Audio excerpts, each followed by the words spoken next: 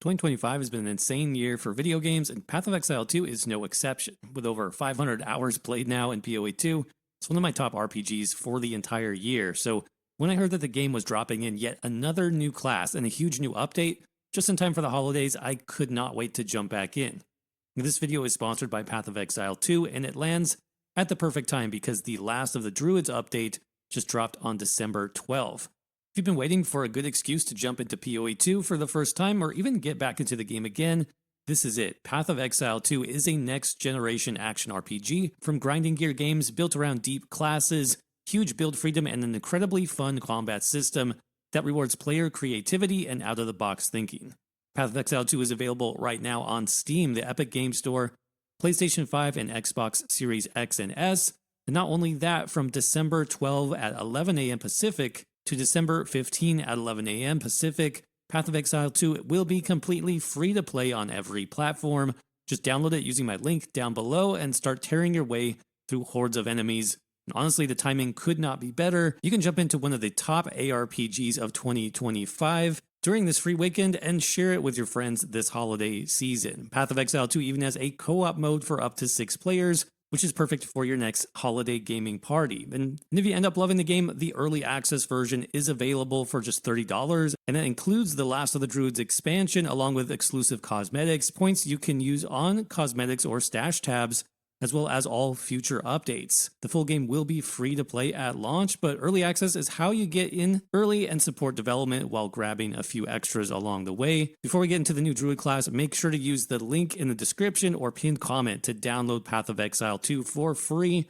During this event, if you're interested, it does support the channel and it gets you straight into the new update. Okay, so as I said, the new Druid class is here for Path of Exile 2, as far as I can tell.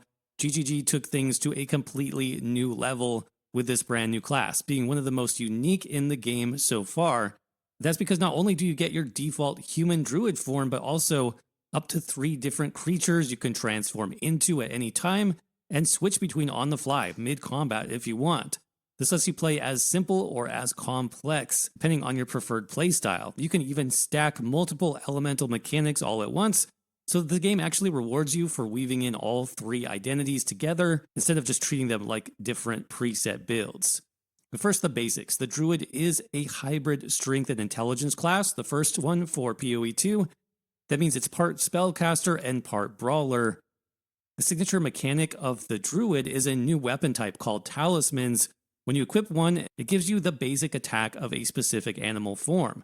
You press that attack and boom, you instantly shapeshift into that creature. If you cast a normal spell again, you just snap back into your human form, and each transition feels natural and allows for all kinds of different playstyle preferences. The bear form is your walking natural disaster. You generate rage with every maul, build endurance charges while you're in the form, and can access massive slams that can shake the entire screen. The real star, though, is how the bear interacts with your human spells.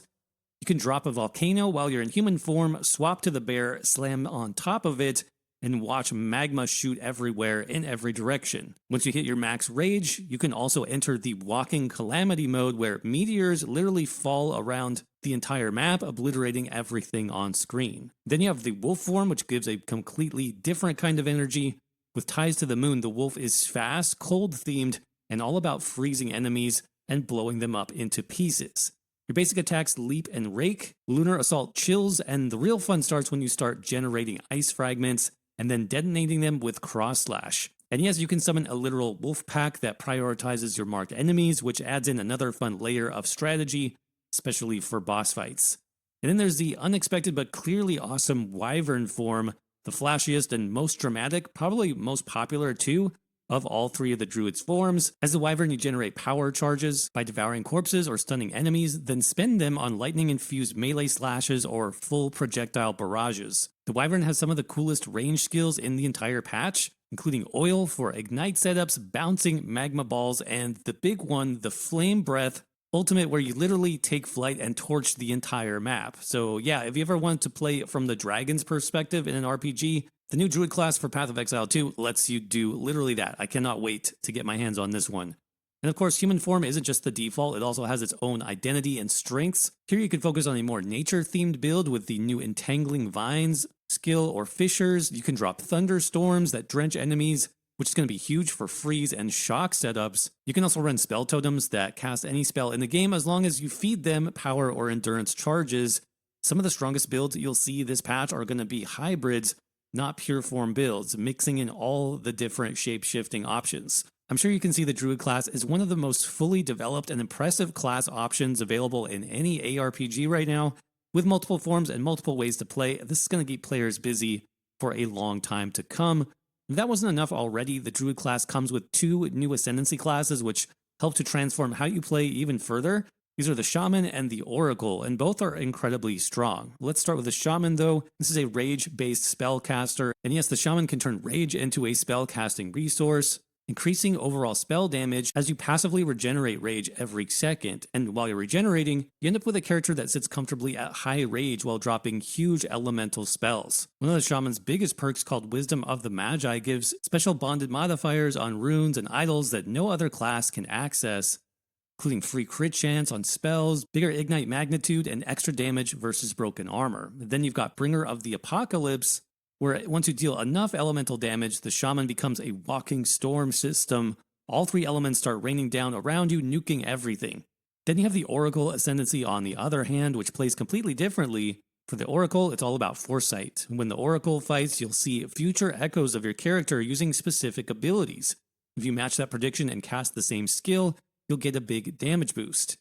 In boss fights, you can even see a future version of the boss and land hits on both timelines, at the same time stacking up bonus damage. The wildest piece of the Oracle though is the Unseen Path. This Ascendancy node unlocks more than 130 new Druid passives across alternate timelines. These aren't minor stat bumps, they're incredibly powerful, things like minion reservation efficiency, cheating death effects, spirit efficiency modifiers, and more. You'll be able to sculpt some truly niche builds that we haven't seen before in Path of Exile 2. Both Ascendancies are strong, but more importantly, they're distinct, which is what PoE 2 does so well, and it's why it's been one of my top ARPGs since it released last year.